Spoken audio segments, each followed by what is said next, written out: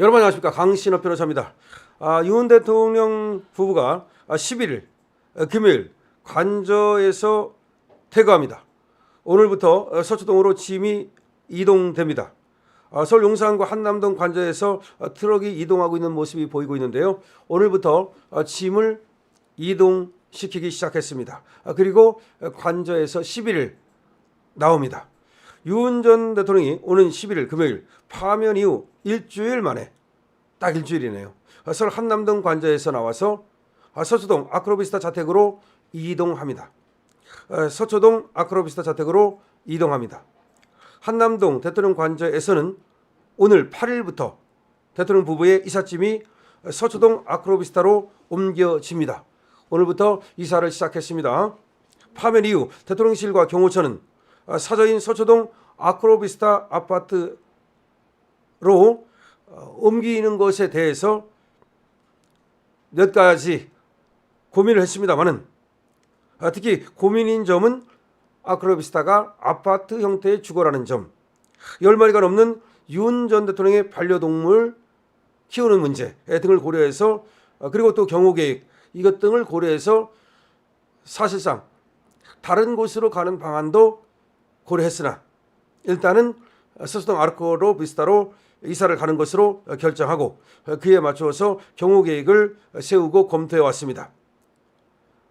다만 금방 말씀드린 대로 지금 서초동 아크로비스타가 경호하기에는, 그리고 많은 반려동물을 키우기에는 상당히 어려움이 있기 때문에 일단 서초동 자택으로 이동한 뒤 다른 주거지를 물색할 가능성도 있습니다.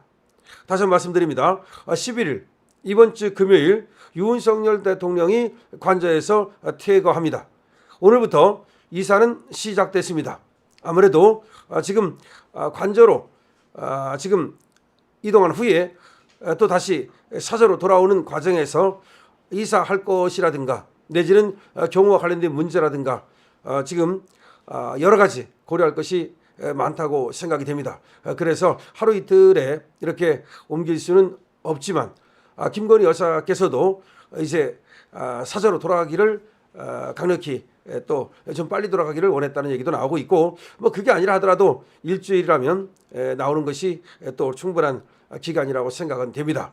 바로 나오는 것보다는 또 준비를 해서 나오는 것이 또 모양도 좋아 보이고, 그리고 또 대통령께서도 준비할 충분한 좀 시간을 갖고 나오는 것이 좋다고 생각이 되는데요. 하여튼 간에 저번 파면 선고가 금요일 날 나지 않았습니까? 그때가 4월 4일이죠. 그럼 4월 11일이면 정확히 일주일 만이죠. 일주일 만에 이제 관저에서 사저로 완전히 퇴거하는 겁니다. 자, 이제 아크로비스타로 이제 돌아오게 되면 여기서부터 이제 사저 정치가 시작되는 것이 아니냐라는 얘기가 나오고 있는데요. 아직까지는 윤 대통령께서 지금 헌재 판결에 대해서는 이런 반구 얘기를 한 것이 없습니다. 그리고 또 정치에 대해서도 또 이런 반구 얘기한 것은 사실상 없습니다.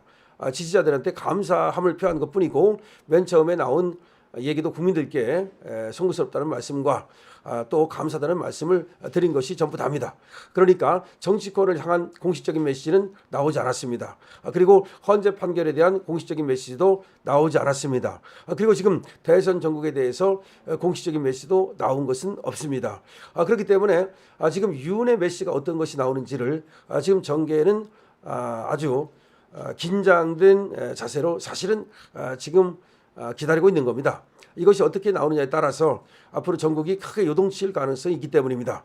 그런 가운데 말이죠, 우리 자유대학연합, 다시 말하면 저번에 윤석열 대통령의 탄핵을 반대하면서 시국선언을 했던 전국대학생연합, 여기에서 이태원에서부터 관저까지 지금 행진을 하면서 윤 어게인을 외친다는 겁니다. 자, 그래서 윤 대통령을 다시 그 정신을 이어받고 계승하고자 하는 그런 운동이 지금 시작되고 있단 말이죠.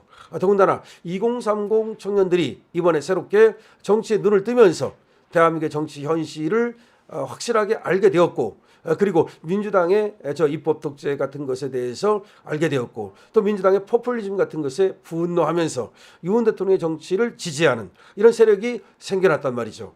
근데 이 세력이 말이죠, 만만치 않습니다. 그리고 이들이 젊은 사람이라는 점에서 그동안 정치에 무관심했던 그런 사람이라는 점에서 이거는 이 기존의 어떤 4050 내지는 6070 그런 세대보다도 더 어떤 파괴력을 가질 수 있는 가능성이 있습니다. 그러니까 안 하던 사람이 하면, 그리고 또 적군에 있던 사람이, 또 중간에 있던 사람이 우리 편으로 들어오면 그거는 두 배의 힘을 갖게 되는 것이거든요. 그러니까 지금 젊은 사람들이 윤 대통령을 중심으로 뭉치기 시작했다는 거, 윤 어게인을 외치기 시작했다는 거, 이거는 앞으로 대한민국 정치에 폭발력으로 작용할 것입니다. 뿐만 아니라 이번 대선에서도 그것이 큰 어떤 변곡점을 불러일으킬 가능성이 있습니다. 그래서 윤의 지지를 받는 사람이 누구냐, 윤의 낙점을 누가 받을 것이냐라는 것이 또 지금 정계의 관심사입니다. 그런데 배신 때린 자라든지 또 기회주의적인 자라든지 이런 자들은 안 되겠죠. 그렇다면 지금 가장 윤의 관심을 받을 수 있는 사람은 김문수가 아니냐라는 얘기가 나오고 있고, 김문수야말로 또 윤의 정치 이념을 또 가장 잘 실현할 수 있는 그런 어떤 전략가이자 또 이념가이자 그리고 또 행동가라는 점에서 지금 김문수의 오늘 행동, 지금 출마 선언한다는 거죠. 이것이 정가에 많은 관심을 불러일으키고 있습니다. 자, 다시 말씀드립니다. 어쨌든 윤석열 대통령은 이제 사저로 11일 금요일 이사합니다. 근데 윤 대통령의 이사가 관심을 갖는 것은 이제 아크로비스타 정치가 어떻게 구현될 것인지, 아크로비스타가 어떻게 지금 전개될 것인지 하는 것입니다. 그거는 무슨 말이냐면 윤 대통령이 뭐 긍정을 하든 부정을 하든 어떤 게 말을 하든 간에 윤 대통령의 영향력은 앞으로도 정치에 계속해서 미칠 수밖에 없습니다. 그거는 어쩔 수 없는 거예요. 그러니까 윤이 하고 싶다고 그래서 또 하고, 하기 싫다고 그래서 또 안 하고, 그게 문제가 아닙니다. 그냥 윤이 존재하는 것 자체만으로 윤의 영향력이 있는 것이고, 지금 윤에 대한 지지율이, 그리고 또 2030 세대의 지지율이 굉장히 높다는 점에서 윤을 빼놓고 말이죠, 지금 대통령이 될 수 있겠습니까? 안 되죠. 지금 이에게도 가장 걸림돌이 있는 문제 아십니까? 이재명이 대통령 되는데 가장 걸림돌 중에 하나가 윤이에요. 결국 윤을 못 넘는다는 거죠. 물론 사보 리스크도 넘기 어렵습니다. 근데 사보 리스크를 가사 넘는다 하더라도 윤을 뛰어넘는 거, 그것이 어려운 거죠. 지금 윤이 지금 낙점하는 사람이 그렇지 않아도 지금 뭐 낙점이라고 말하든 윤이 지지하는 사람이라고 말하든 간에 그 사람이 다음 대통령이 될 가능성이 많다라고 지금 얘기가 나오고 있지 않습니까? 그런 가운데 윤이 관저에서 나와서 사저로 돌아간다는 거, 그리고 사저에서 나오면요 아무래도 지금 뭐 불구속 재판을 받고 있다 보니까 누구든지 만날 수 있습니다. 관저에 있는 것보다 차라리 더 내 집에 와서 내가 누구 못 만나겠습니까? 그렇기 때문에 오히려 활발하게 사람을 만나면서 지금 자택에서 만나든 아니면 뭐 그 주위에서 만나든 간에 말이죠. 그러면서 윤 대통령이 사실상 말이죠, 우리 자유보수 우파의 승리를 위한 그런 어떤 선거 그런 어떤 영향력, 이것을 행사할 가능성이 굉장히 높은 겁니다. 윤 대통령 사저로 11일 돌아옵니다. 사저 정치의 시작이라고도 볼 수 있는데요.